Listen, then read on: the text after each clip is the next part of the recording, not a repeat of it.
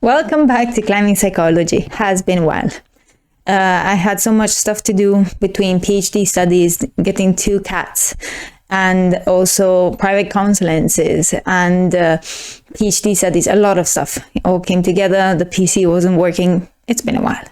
But here we are again. And I think the topic that I'm going to talk about today is quite weird but interesting. And it is the Swedish Championships. Around 8-9 months ago, I decided that I wanted to participate in the Swedish Championships for lead climbing. And this was for a few reasons. The first one was that I really wanted to try some comp style lead routes. And just because I want to see how the route setting is. It always looks like super fun. I really wanted to try. And of course, when you are with your club mates and friends, it's always very fun. So that was one reason. And the second one is because I thought that that would be a great chance to force myself overcome my fear of lead climbing. So 9 months ago, I started doing some more lead. I started taking some falls. I started trying to on-site on lead, which is something that I never did before. And I think I improved a lot. I was able to send indoors my highest grade on lead. And also did some outdoor climbing as well. But let's say that my journey in fear of lead climbing is still not over yet. And I think you will notice soon in the future. But it was a lot of fun. It was a lot of fun to prepare for it. It was a lot of fun to go there. It was a lot of fun to see all these crazy cool climbers, very strong guys and girls. It was very, very fun. And well, first of all, I have to talk about the title of this video, right? So I officially became one of the best lead climbers in Sweden. And this is because I managed to get into finals in the championships. And I believe that the main reason why I was able to do so is purely due to mental abilities and not my physical abilities. And I will tell you right away why that is. And it is because when we had to enroll into the Swedish Championships for women, not any other type of category for the age, just women, we were enrolling in 10. So I was already top best lead climber in Sweden just by enrolling. And this was not the case for men, but still, there were not quite that many men signing up for the championships. This was very surprising for all of us, really. And it made me think a lot about the reasons why.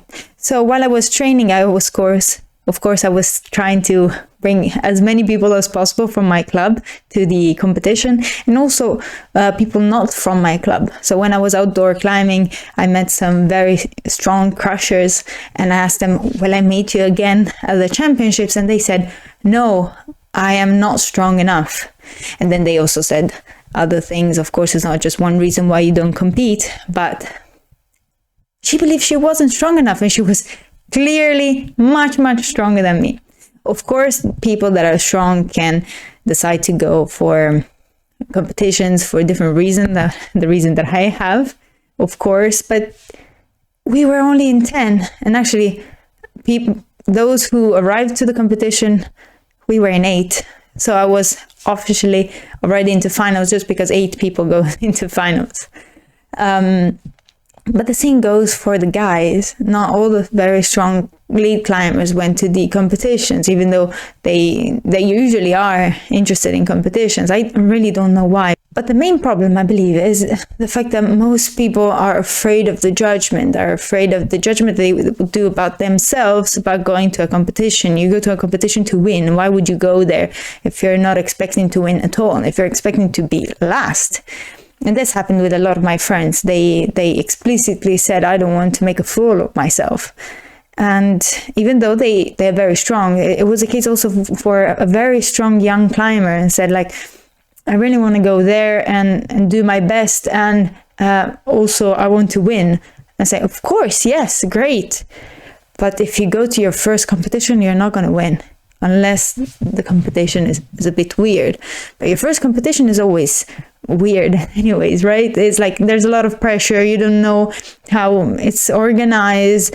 You stay for hours in a closed space with a lot of noise and a lot of chalk everywhere. Super loud music with a headache, and then you have to go in front of a crowd and do your best one shot, and that's it. It's a lot of pressure. Of course, you need to get used to it. So if you're not allowing yourself to even try, how are you going to improve? But this was a case with so many people, and I was the only female going from my club, of course, and not many female climbers were there. As I said, we were only in 8, and so I wasn't in finals already because of that. And then in the finals, I actually was able to arrive 7th, so I can at least say that my position wasn't only due to the fact that I signed up, because I was able to get over someone, and it was much better than what I was expecting. But I will go a bit more into the details of what happened during the competition.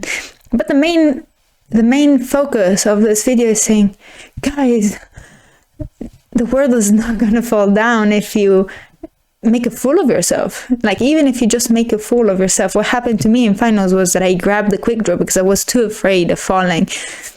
It happens.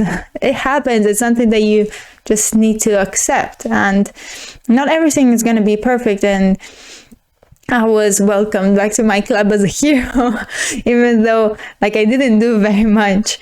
It was a very fun and nice experience, and many people are afraid of it. Many people are too self-conscious to even try. So now going a bit more about what the competition was like. So we were in 3, and we had 2 qualification routes to do flash. So we had the videos and we could study the moves. I have to say that my first route, I was very afraid of falling. So what I usually do when I warm up is that I warm up on lead and take some normal falls, not even super big falls, just to prepare myself to say, okay, I'm gonna fall, falling is fine, I'm not gonna bump into the wall or into volumes, the belaying will be good, the route setting will be good, so you don't have volumes underneath, and so on and so forth. So I prepare myself mentally like that. Well, I couldn't. You weren't allowed to warm up on lead. You could only warm up on boulders, which is also very different from what you do in general when you're preparing to going upwards. You have to traverse. It's weird, but this is what you were supposed to do. And even though I was physically warm, my mind wasn't warm at all. So actually the first qualification route served me as a mental warm-up. When I fell down, I was like, okay, it's not too bad, I can fall. And then I did the second qualification route. I managed to do a move that was pretty hard in my opinion, and without the fear of it, even though I didn't clip and so on. So the first route really served me a lot as a warm-up, which is not the best for a competition, but at least it worked. When I went into the finals, there was so much pressure. My legs were shaking. I wasn't salivating. I constantly felt like I had to pee, even though I went to the bathroom just a second earlier. It was a lot of pressure, but the route looked very interesting. So when I went up there, first it was weird because the belayer was all the way to the corner, am I supposed to start? Am I supposed to read it? I don't know. I was the first one out, and you also don't see anyone else. So I didn't really know what to do. And I didn't understand what the belayer was doing as well. So I started, and I believe that my performance at the finals was pretty good until I reached the scrimp. And the scrimp was too bad for me to be able to clip. I didn't have the finger strength. It was obvious for me in that moment. And I felt scared, and I grabbed the quick draw. And because of that, then, of course, I was disqualified. And I had to go down. And that was it.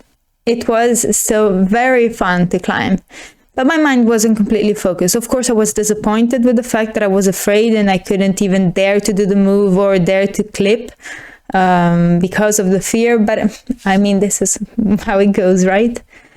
And at the same time, I was able to see all the other competitors, the females going up the routes, and the competition was so fun. If you didn't watch it, I really suggest you to watch it on YouTube, because the finals was streamed, and the route was very cool. The guys also did great. It was a very nice experience. Overall, it was very stressful. I had a very strong headache because of the very loud music for 4 hours in isolation for the finals. But I was with my best friend. I was with my loved people, and there were a lot of strong climbers around me. I had a lot of fun. I met so many great people during the competition. And yes, it was heavy. Yes, it was stressful, but it was fun. And I learned so much about myself, about my climbing, and about competitions in general. And I think it was a very nice experience overall. I definitely would do more. It depends on how close it is. I think I'll probably go for bouldering as well, even though I totally suck at bouldering. But the setting should be pretty interesting there too. And I think an interesting thing I could do is to talk about the gender difference in competitiveness. Maybe I could do a specific video on the science underneath, the reason why we know that males are much more competitive than females. And let me know if you're interested in that. I can do maybe a video on it. I'll see you in the next video. Stay safe.